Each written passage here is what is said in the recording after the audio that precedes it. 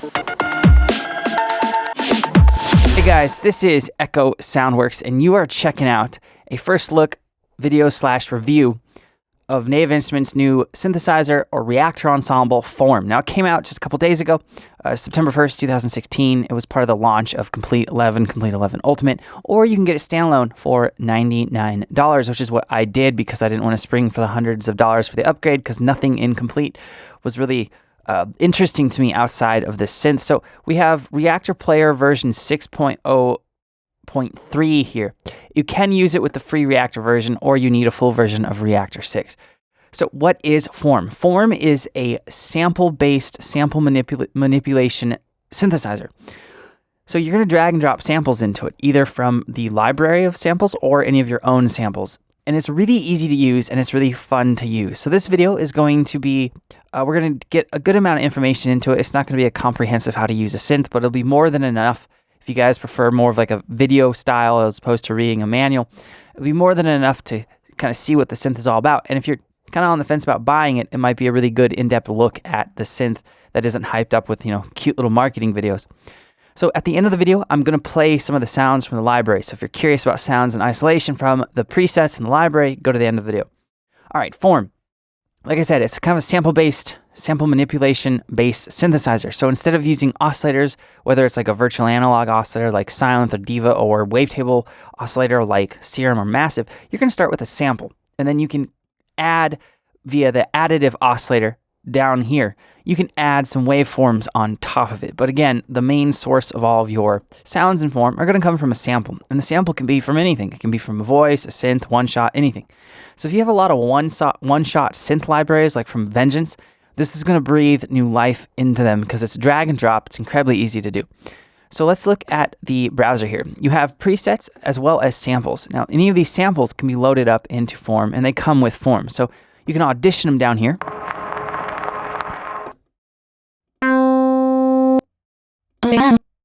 Right, so what we can do here is let's load one of these in. Click up here at Sample Select, and you can preview the Sample Select. Transformator. I don't know what he's saying, but that sounds hella German, but that's the default one. So let's click this one, and you can't double click to get it in. You'll notice that didn't work, so let's go back to the one I wanted. That one, so double clicking doesn't do it. You can click and drag into this window, and it'll highlight purple and let up. And now you can preview it. So let's find another one. Let's try Virtual Punch. That one sounds cool. Drag and drop it in. Okay, and then we're going to hit Load Sample. So now that is our sample. So you can truncate and shorten the length of the sample. So this one, it says it's 6.9 seconds. So we can shorten it if we want. But you can also do that in this window here, in the sample window as well. So let's just play some of the keys real quick on my keyboard.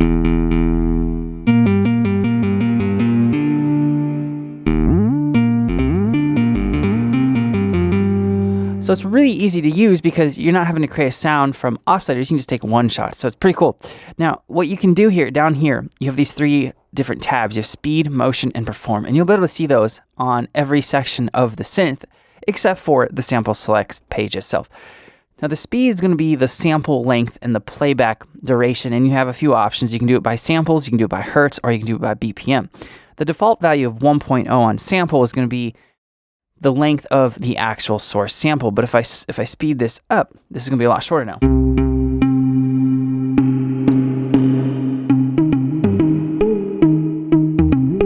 Right, that's playing a lot quicker, and if we go downwards with it, it's going to play in.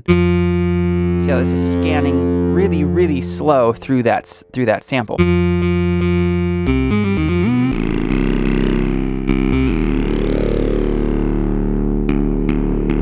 So really anything is kind of possible with that. Again, you can do it with hertz. Just depends what you like working in. BPM, especially if you're going to have a lot of movement in it. Okay, and speaking of the motion, one of the coolest things about Form is the fact that it has this motion element to it. And you can see this line dancing around here on the sample editor section of Form. And what that's doing is that's actually coming from this motion curve. And you have all these different presets with the curves that you can use. And this adds that three-dimensional kind of just makes it sound thicker. I liken it to a wavetable oscillator and being able to scan through the wavetable cycles. No, it's not exactly the exact same as that idea, but it adds motion. It's not just a static waveform or sample playback. And you can change the rate here, which is pretty cool. So you can do a lot. You have a curve editor. You can go into the curve editor. You can change the length. You can have loop points. So once it gets to a certain section, it loops back and forth. And there's just a lot of cool stuff that you can do. You can set it to retrigger. You can have it kind of floating freely. So retrig I like because then it kind of restarts at the initial point in the sample, which is really cool. So this whole curve editor, you can do a lot of cool stuff with it.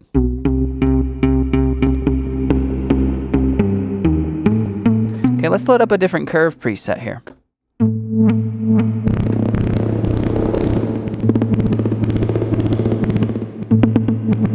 So we can have the sync speed down here.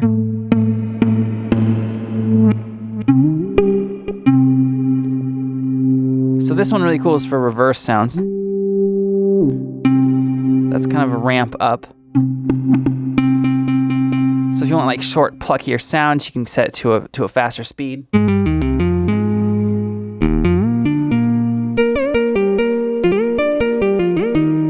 So it's really cool. The curves can get really in depth, but that's where you're going to add motion to the actual sound. Now you heard a little bit of glide on that sound. That's because we have the glide turned up here. So right by the sample select button, you have different voicing modes. You have poly.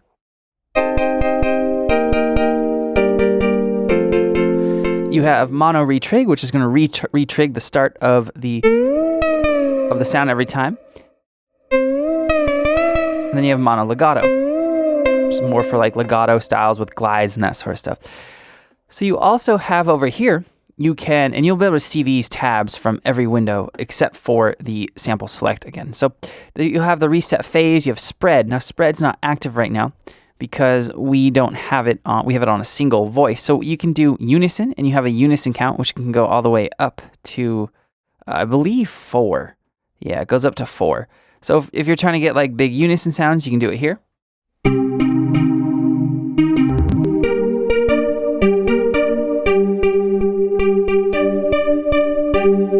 And let's go back to that. Let's go back to the sample page real quick. Okay, so if we go to this unison section, we can turn this down, and we can spread out the voices here.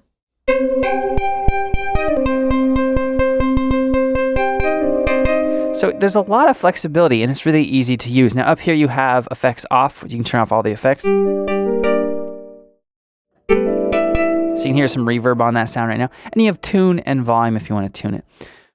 Now let's go back to the sample select idea real quick, because let's say you're working through some presets here in form. Let's say we go to one of the presets, and we'll take a lead sound. All right, so there's the lead sound. Let's take another one. Okay, so let's say you're kind of working in form. You're like, okay, I found a sound that's kind of cool, but I want to try dragging and dropping my own sample in, or select a new sample. Well, if we go to sample select here, and we go to either a sample on our hard drive or from the library, if you just do that from a preset, it's going to keep things like your modulation, and it's going to keep things like how your envelopes are set up. It's going to keep things like the filter and the effects, how they are. So we have delay and reverb on. Let's turn up the level on this, and I'll show you what I mean. We'll turn up the level of the delay. Okay, so you heard those effects. Now let's actually take a new sample. So we'll go sample select, and I'm going to take one off my desktop here. We're going to take this hand pluck sound,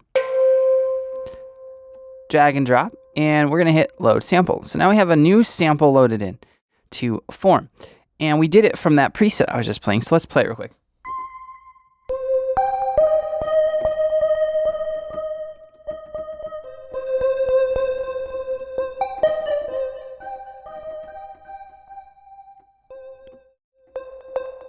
Okay, so there it is. Now if we go to the sound, you'll notice we still have the filter. The effects are still on. So what if you want to work from a brand new dry sound? What you're going to want to do is you're going to want to go reset sound down here, hit confirm. So now we just have the sample that we loaded in.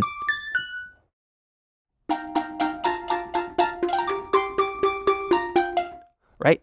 So that's how you can work from a complete dry sample.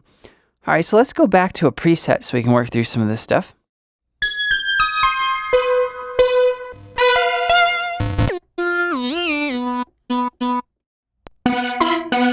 Okay, we'll go through that one, I guess. All right, so let's look at some of the different controls here. We've already talked about the speed, the motion. You have this perform tab, which I'm not going to get into, but you can create performance-based things like mod wheel assignments and all that sort of stuff. Let's go over to the sound and talk about that. You have this form oscillator here, and you have a pitch, flatten pitch, and pan. Now, the flatten pitch is an important one because this will stop it from kind of getting like that chipmunk effect. If you drag and drop like a vocal sample, or you drag and drop like a one-shot bass and you don't want to move around too much, but you want to go up like maybe an octave. That's how you can do that. Now you have a pan control. Then you have this format control, and I'm actually going to reset this sound to show you this so we can go and here. Let's turn off the, let's flatten the pitch, we'll make it mono. Okay, so let's turn this format control up. Do some really cool stuff. You can track the format so it tracks the pitch of it. And you have the amp of it.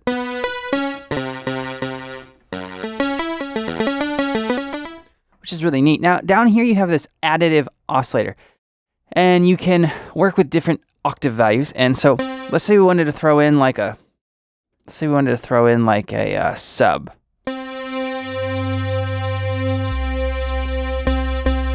Right? Here's the waveform. You have kind of the visual cue of what it is. First one is a sine.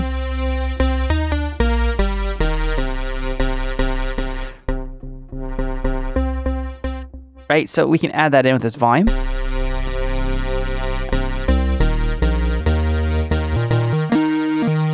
And the cool thing is you have different tunings. So it goes from 0 to +7, which would be a fifth. You have 12, you can 9, and you can go down as well. So into fifths and octaves. So if you're trying to create like deep house, future house, kind of bass sounds with the fifth element to it, you can do that with the octave control, which is really nice. So that's the additive element of form, is you can manipulate these different waveforms into the sample that you loaded in. And moving over to the right, we have the Oscillator Effects. And this can just mangle stuff. So here's our sound. Okay. Pretty dry sample.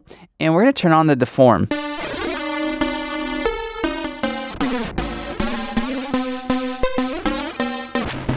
And this is so Native Instruments. It's the type of control that just destroys the sound. It's really cool. For basses, it's going to be really nice. I don't see using it a whole lot on like clean leads or that sort of stuff. But then we have the shaper.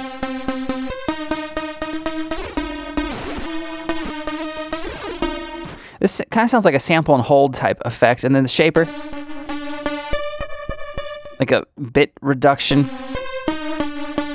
distortion type sound. Then we can turn these on and off by either turning them all the way down or just starting to turn them up, or you can turn them on by clicking on the little power button. Then we have an FM, which is really cool.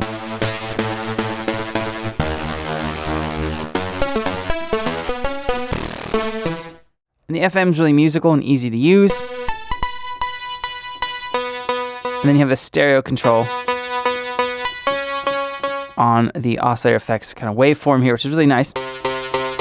So if we turn these off,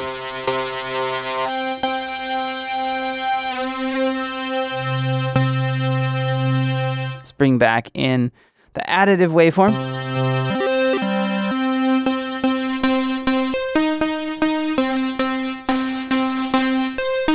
We have a much different sound now. So moving over to the right, we have the modulation section. We have the envelope controls. Envelope 1 is assigned to the actual output of the synth.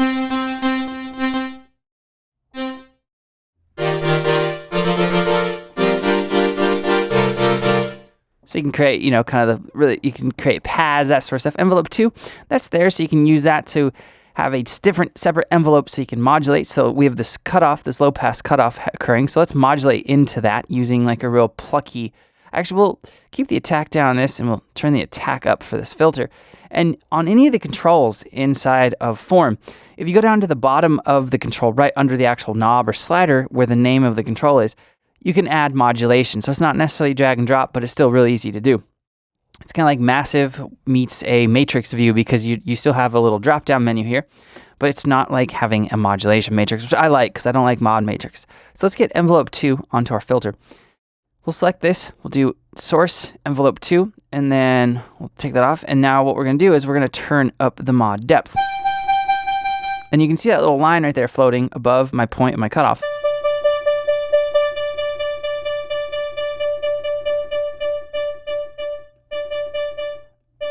That is the depth of the modulation. And again, you can access that from right here.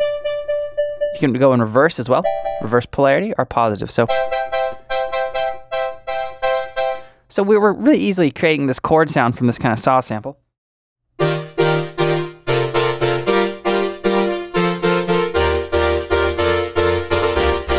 So really, really easy to create sounds and forms, really fun. You have a resonance control, and you have a couple different filter types. You have a few, actually, low pass, high pass, and notch.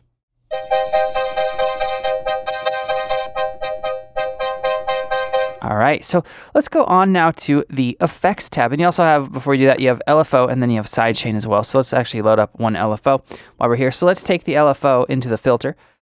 So we're going to do LFO 1, and that looks good.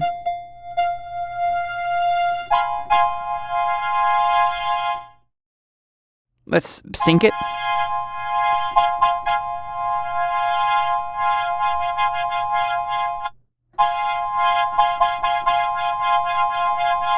You have a shape control here, so you can actually change the shape that you load up.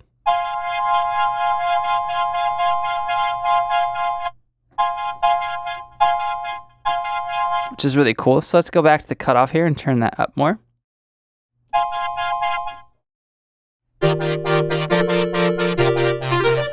So yeah, really cool stuff you can create. If you slow down this, if you go to Hertz and slow it down, you just add some nice movement to the sound. Couple that with the motion and the curve editor, you can get some really nice three-dimensional depth to a lot of your sounds here.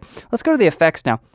You have a frequency shaping, which is kind of like an EQ type thing, like a filtery type EQ. You have 2 bands. So again, it's really simple. You can move the center and the width, which is kind of like the Q factor on a standard EQ. Right, then you have this warmth control. We have drive and charge. You have a few different types, digital and tube.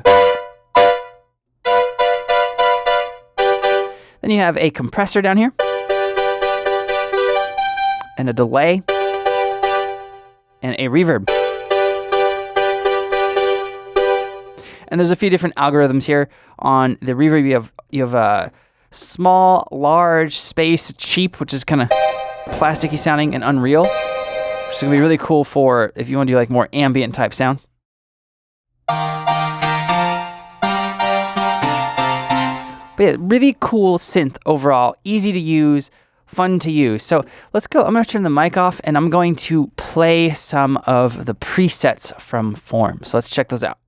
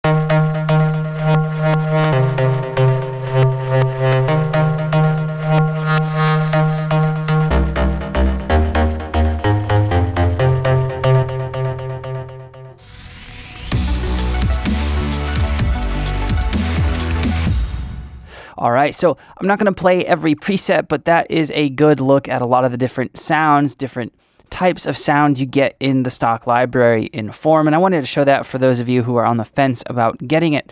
It is a really diverse synth, even though it's drag and drop with sample-based manipulation, sample synthesis. You do get some really cool bass sounds. I really like some of the leads.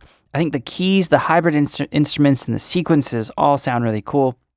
I didn't even touch on the sound effects and the soundscapes, but if you are a cinematic, film score, more ambient producer, there's a lot of cool stuff in Form for you with atmospheres and paths. So if you guys have any questions or comments, let me know below, and I'll get back to you as soon as I can.